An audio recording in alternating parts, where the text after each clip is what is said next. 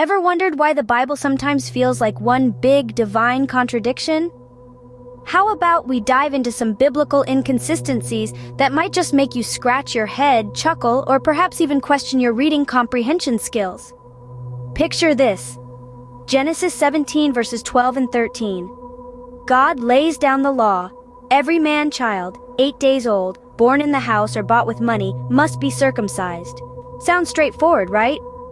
But then enter Paul stage right in 1 Corinthians 7 verse 19, proclaiming, "Circumcision is nothing and uncircumcision is nothing, but the keeping of the commandments of God." Wait, what? Paul, buddy, are you going rogue here? Now let's turn the pages to 2 Corinthians 12 verse 16. Paul's back in the spotlight confessing, "But be it so, I did not burden you. Nevertheless, being crafty, I caught you with guile."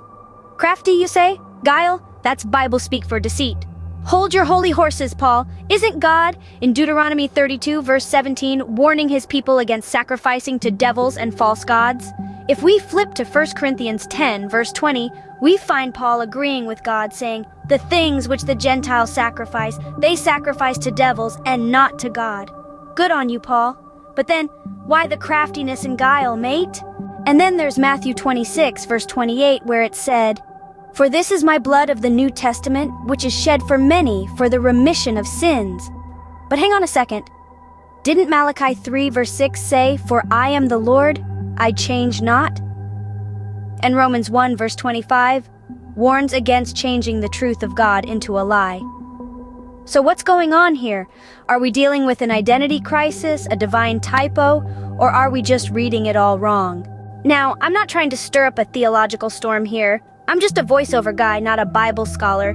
But isn't it fun to poke around these biblical puzzles? They're like divine brain teasers. So to sum up, we've got a circumcision flip-flop, a crafty apostle, sacrifices to devils, and a New Testament that might not be so new after all. It's like a biblical soap opera. And before we wrap up, let's not forget Paul's words in 1 Corinthians 10 verse 15. "I speak as to wise men. Judge ye what I say." So consider yourselves wise men and women and judge away.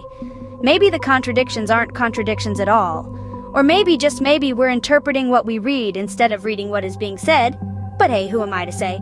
I'm just a voiceover guy with a sense of humor and a love for divine conundrums. Until next time, keep those pages turning and those minds questioning.